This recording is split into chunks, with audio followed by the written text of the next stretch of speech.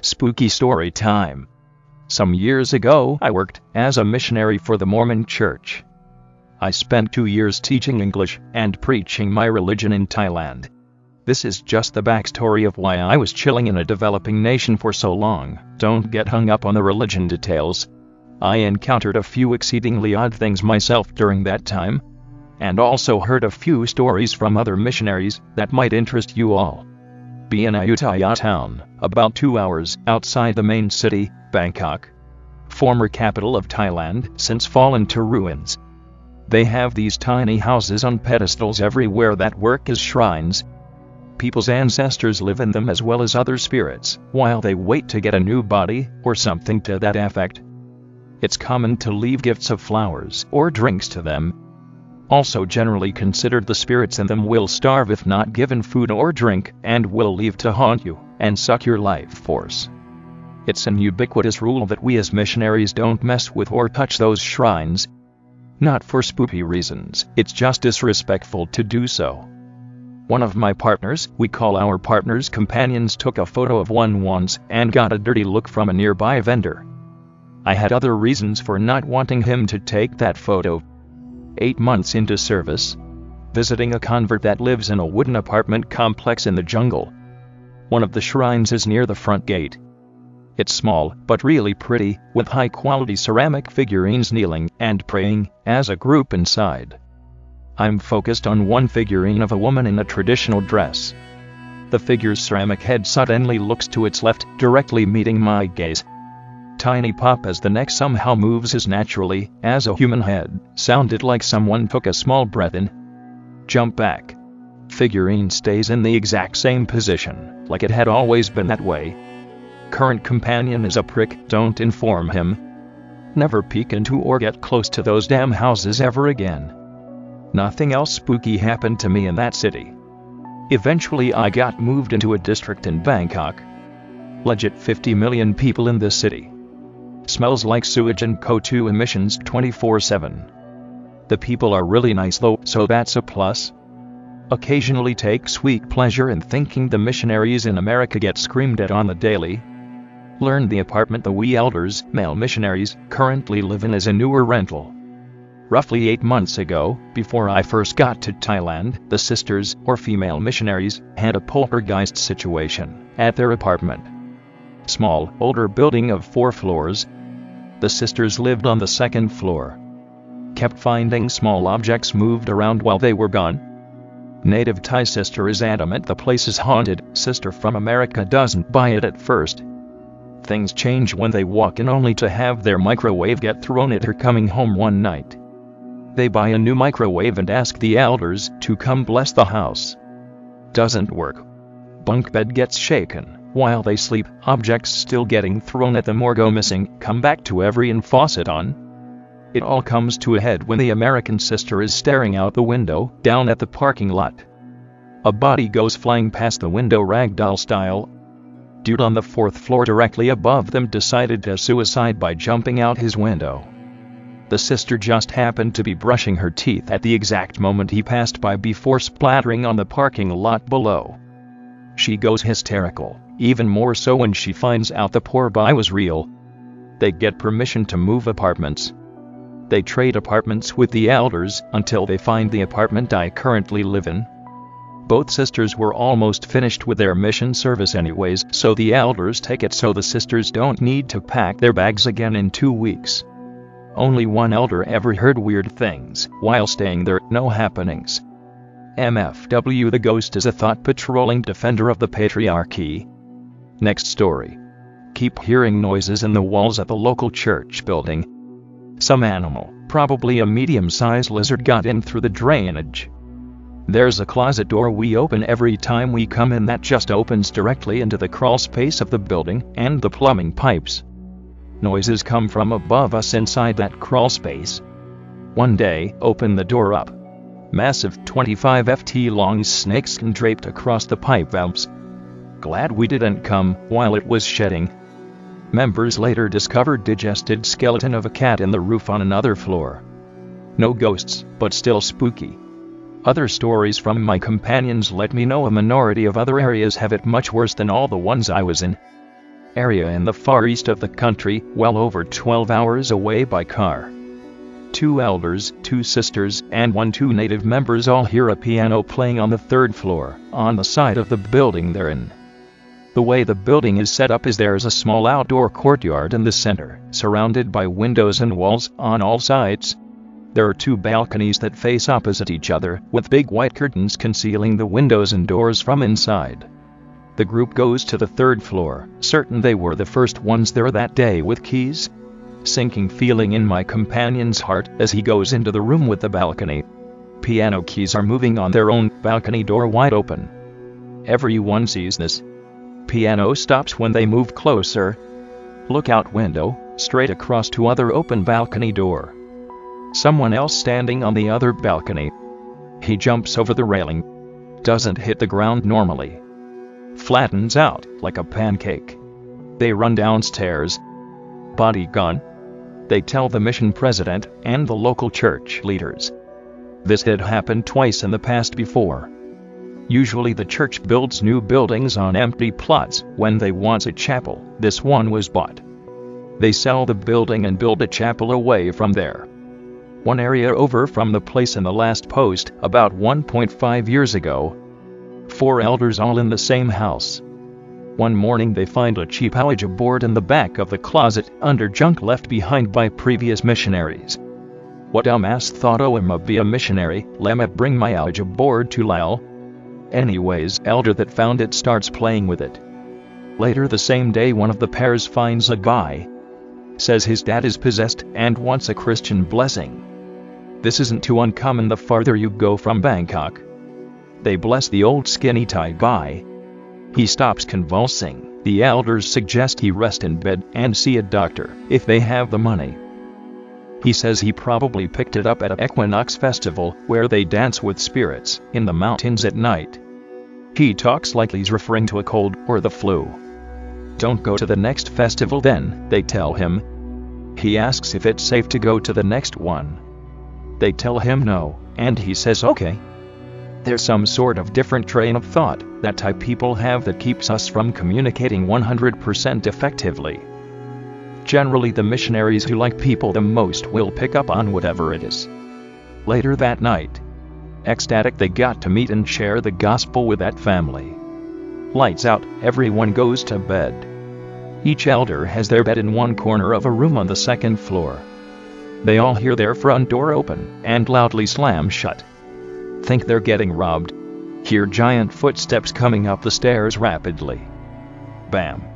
Bam. They stop abruptly outside the door. What?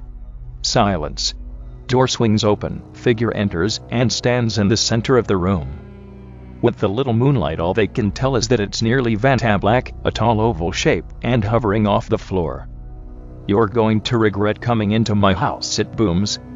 Neighbors heard the shouting in English, asked if everything was okay the next day. It leaves the way it came, closing the door, clambers down the stairs. Don't hear the front door open again. They all start screaming, turn on the lights. Barricade the door, phone the mission president, take turns watching through the night. President books a flight, travels all night in suit and tie, arrives in pristine condition to disheveled, sleep-deprived elders. He asks what they think let the spirit into the house. They admit to playing with the Ouija board. He has them throw it out and then blesses the house. Leaves. Neighbors tell the elders a dark figure stayed hovering outside the front door to the missionary house at night for the next few nights off and on. They lolled and asked them if they went to the mountain festival last week. There's apparently a stigma that spirits of Thailand will tend to be malevolent towards foreigners and non-Buddhists. They don't particularly hate foreigners, to my understanding, but it is a vague stereotype, if that makes sense. One area in the central north of the country has a medium-sized temple compiled that's prominent in the town the elders are in. They usually bike down the thinner road splitting the grounds in two. This is socially acceptable, not anything people would find offensive. They don't go down that path at night, instead take the main roads with traffic lights for an extra 20-minute commute. The local legend is that the guardian spirit of the temple was murdered by early foreign visitors in his lifetime centuries ago. Any foreigners that enter the boundaries of the temple at night will be followed by him. The spirit goes unnoticed until they return home, where the foreigner or some of his family members die. Every time someone in a cursed family dies afterwards, rain comes to the rice fields around the town. There are warning signs detailing this curse that has been going on since France colonized Vietnam. Warning signs were all in Thai. Don't know the name of the temple, because the elders were moved out of that region due to lack of converts, and to a region named Lop Buri. These next couple stories are all from one guy, who I met and worked for a whole day with. We'll call him Elder S. Elder S didn't understand Thai very well his first 2 weeks in Thailand, none of us ever did. He and his companion who's training him get greeted by a fortune teller dude on the streets. Says he wants to trade messages. Older missionary is going home next month, figures he wants to talk Buddhism too. They go in and begin doing their thing. He responds to questions with a funny smile on his face, said Elder S. His companion stops talking. The man keeps talking, with a weird expression he's never seen a person from this country do before. Wondering if this guy in this wooden shack is actually from America or something. Companion suddenly gets up, appears nervous. Says they need to leave now. He fills him in on where the conversation was going. The guy had started saying all this stuff about his family, 2 dogs, the school he went to, how he knew what type of toothpaste he liked, because he, the guy, watched him use it since he was a kid. He doesn't look like a guy to the missionary anymore, he's possessed or something. Says he hasn't been watching that closely, or else he'd know talking to the elders was pointless. The Thai dude smiles, asks him if he really thinks he's going to do anything. Says he'd been in the country since the word king existed. The missionary calls him a lizard in Thai, a curse word that usually gets your ass beat if you use it, and they left. Besides that, in the next story, Elder S had his first 2 months in Thailand pass uneventfully. One evening he's biking with a new companion back to their house. It's on one of the unlit paths outside of town at sundown. Notices the tall bushes off to their side rustling on the other side of a field on the left. It's angled at his general direction even though there's no animal that could keep up with his bike. Grass continues flattening until whatever is causing it is right next to him, off the trail. He picks up speed to catch up to his companion, and it trails off. He ended up going back relatively near that area later on his preparation day. Prep day is basically the designated day when we get to relax, do laundry, email, and call home. Also when we go sightseeing. The group of missionaries Elder S's would decide to go up a small mountain in the area. They're biking on their way there at like 5:30 a.m., all 8 missionaries in the district. Suddenly one of them in the back of the bike group cries out and falls. He says something massive swept over their heads just now in the darkened sky, moved across the fields in the blink of an eye. He jumped so hard he fell off his bike. Everyone looks over at the fields, he shouts, "There it is." And at least 3 people see it. The sisters and Elder S don't see anything, only that first elder, his companion, and the district leader. Had it not been for the DL, they probably would have thought it was BS. They said a UFO just landed 2 fields over after circling around and coming towards them. They get convinced to cross the field and peek through the tall grass. Not seeing, hearing anything. Elder S and the whole group suddenly see a light, like a fire coming through the grass. The 3 that actually saw it creep forward the most, slowly going through the grass. At a certain point Elder S can just barely see the backs of their heads. All 3 of them turn around and run back to their bikes. They yell at everyone to run. Said there was a group mutilating cattle. Not sure if humans or A's, only saw the figure in the middle pulling guts out. UFO was there, but they can't describe it. Said it's like it was big, but anything more was on the edge of their memories. Nobody knows what to think of it.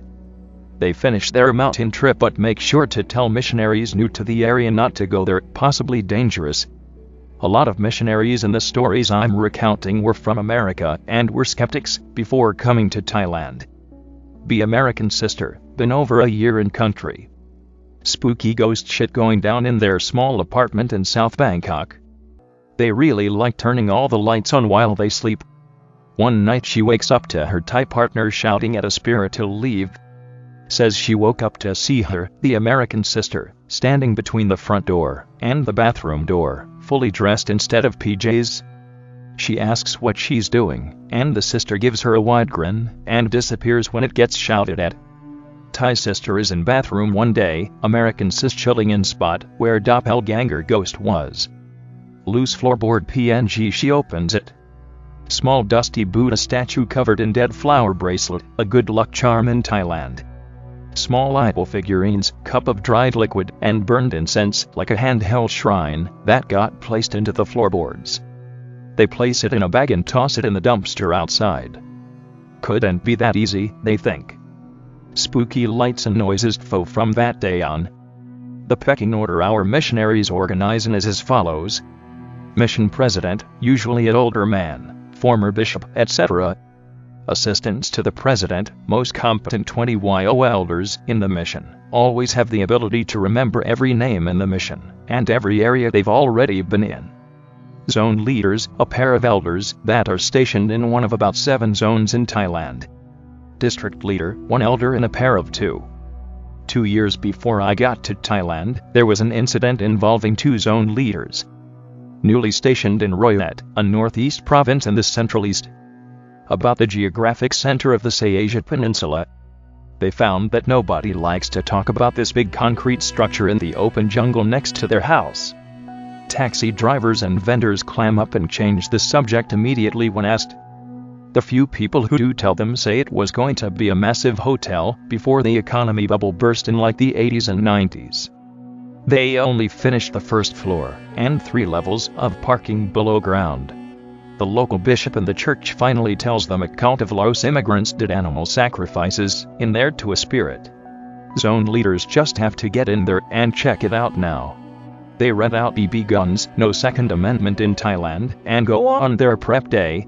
They check out the roof first, nothing. Big service door behind the building, hidden from the street view. All the nasty-looking stray dogs follow them in for no real reason. For your information, stray dogs are more ubiquitous than homeless people in Thailand. What's the deal with the fetuses they dip in gold and wear as amulets? Apparently this description, the spirit of the unborn child which, in Thai folk religion, is believed to bring luck and good fortune. In Thailand, the belief that our reality overlaps with the spirit world is firmly anchored in people's daily life. Many day-to-day rituals revolve around this dialogue. Immediately they get a sinking feeling in their chests. They look back, doors won't close on them, dogs are the only ones there. About 20 in all, big group, but not weird, or this area. Nothing interesting in here. They go down the stairs to the next floor. Flashlights show a bunch of graffiti on the walls in Thai and Laos language telling people to gtfo. Wondering if they shouldn't be there, but shrug it off. They go down to the next floor, dogs still following down the ramp. They swear they hear footsteps behind them among the clicking of the doggo nails as they descend deeper, but nobody's there. More graffiti, weird flowy red stick figures fighting each other on the walls. They're freaked out, air is almost oppressive at this point, but get to the last floor with the footstep noises still there. Definitely not an echo, but nowhere for anyone to hide. Last floor has a massive mural, can call it graffiti now. Looks an awful lot like Satan destroying the Buddhist version of the world. In the corner is a regular-looking White House shrine, with a bunch of rebel around it. They feel something come out of the shrine when their lights fall on it, pass over them, and into the dogs that between them and the entrance.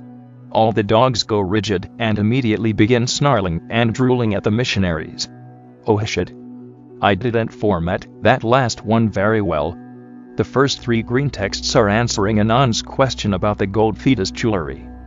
Everything else is continuing. Elders think they're gonna die. They skirt around the dogs, holding their BB guns out and shooting at any that edged out from the group. They backed out the entire parking garage, dogs following them the whole way barking and shaking. Then they turned and booked it up the last flight and out to the roof.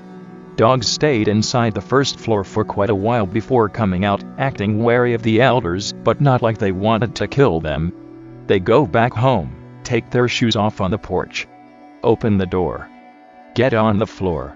Everybody walk the dinosaur. This one turned out to be bullshit.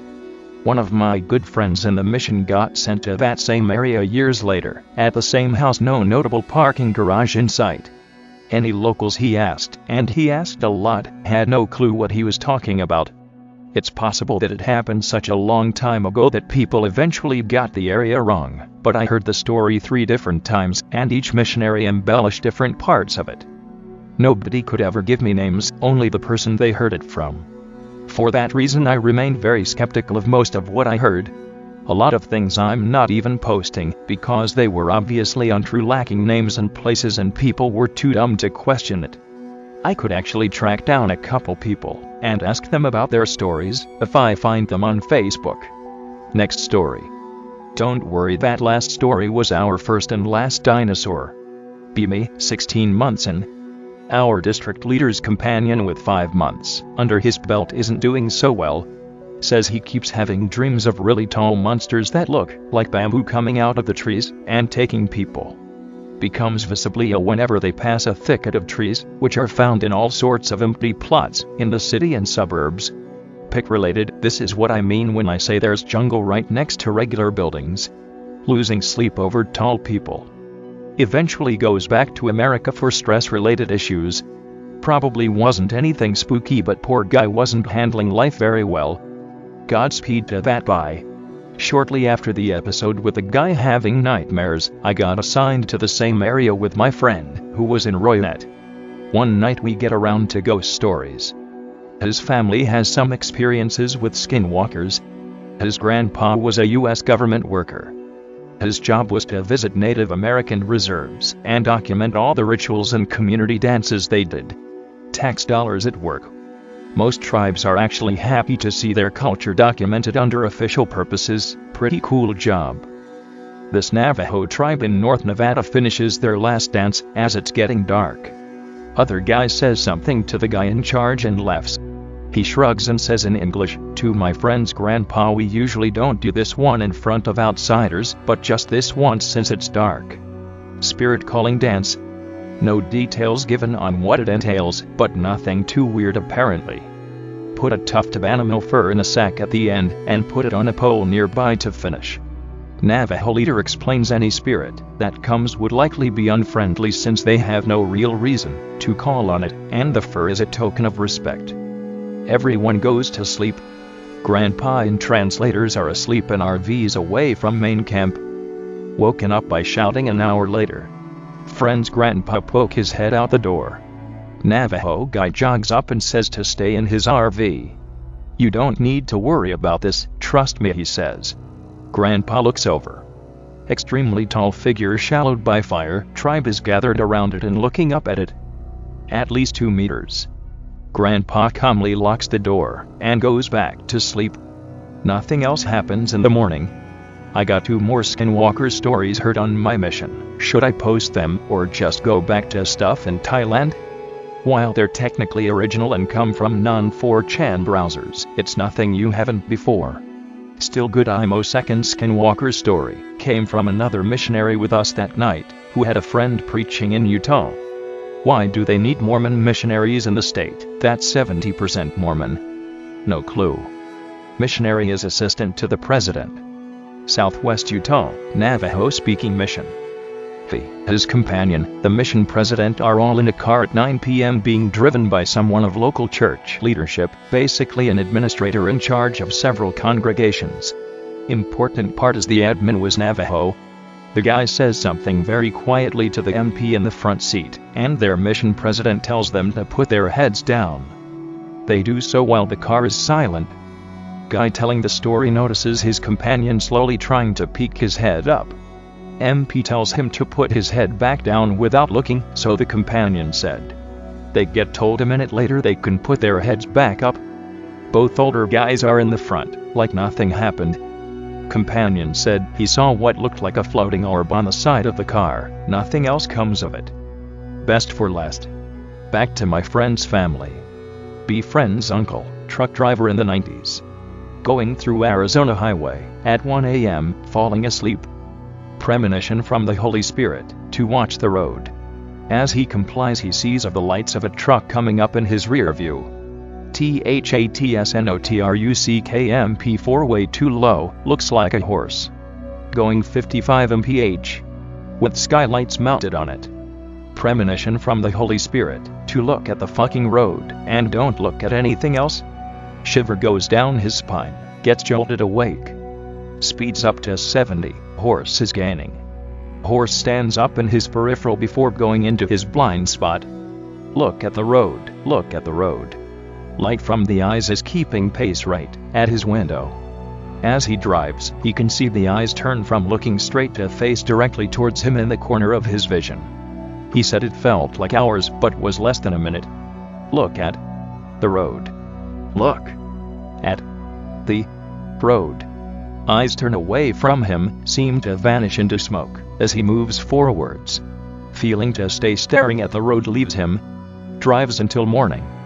There was another story posted a long time ago about a truck driver who was in the same situation, except he looked at it. My friend isn't an X-File and was freaked out to hear about it. I have just a couple more stories from Thailand now. The last one that I heard from someone else came from two elders I had seen before but never really talked to. Someone else told me what happened with them. They're in a district up north in Chiang Mai. There's a religious gate at the edge of a small village they visit and teach at often. Imagine like a red Shinto gate from Japan, but smaller, unpainted, splintery wood with Sanskrit and Thai on it. Just leads into the woods and a couple slender statues 50 feet away. They tell them the gate takes you to hell at night time. Why would you live next to a gate to the underworld? They don't buy it. Of course, one Wednesday night they go through the gate to check out the statues by the woods. Everything seems suddenly darker after going through the gate. They walk up to about 10 feet away from the statue. It's a common bipedal lion guardian statue, making an OK sign with its hands, as a gesture of peace, pic related. It hand flips from the OK sign, to beckon them forward in one smooth motion. They turn, and run back into the village. Also realize they couldn't hear anything very well while near the woods. Never go through that gate again. Be Elder Anon. 1 month left on my service time. Ended up in the area. Elder Short finished his mission service at Lopburi. Oldest missionary in the mission. Thai is amazing compared to when I first started. Feels good, man. Lots of interesting places to go to. One prep day our district decides we want to go to a mountain. There's a small shrine halfway up with a cave Buddha, literally a statue of Buddha, inside a small cavern for worship. Talk with the old monk for a while about his life on a mountain all day. Lots of physics textbooks on the bookshelf just inside. Cough a lot because allergies. He picks a weed and beckons us to sit in the main room, while he brews an herbal tea. It tastes like metallic dirt but clears my pollen allergy for over a month.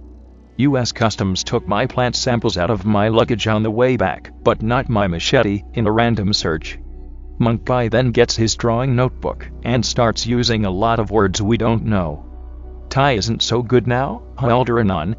From the drawings we understand he's apparently talking about aliens visiting him, and giving him remote viewing powers, to see different periods of Earth. Says Earth looked different from space before Buddha's time. Also has schematics for a psychic-powered spaceship powered by the passenger's karma or kai, that can go to different dimensions in Buddhism. Spend an hour listening, because good story. Thank him for his time. MFWAEs just wanted to convert Elder S from earlier to Buddhism, and have him build a spaceship. Pic related. If anyone who speaks Thai feels like going to the cave Buddha shrine, and figuring out if that monk was either crazy or enlightened. Last story. Same area.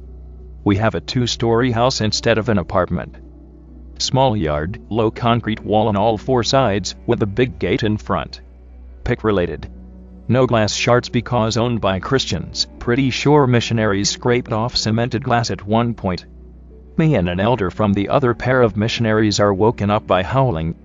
Stupid street dog ran in the property and was behind the house when we closed the gate.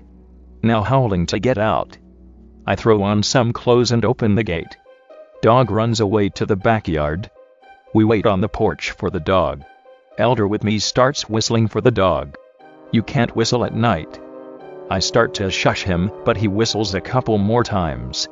His whistle suddenly begins echoing back to us at the exact same interval and pitch. He already stopped whistling. Sounds like a record being looped over and over. Notice through holes in the low stone wall, there is a jet black figure crouching on the other side. It starts rising slowly, head first, putting its hands on the top of the wall.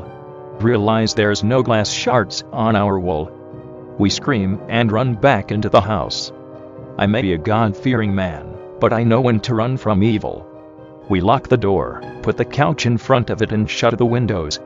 Tell the others in the morning why we moved the couch. Look at the spot where it was crouching, no ominous marks or signs someone was there.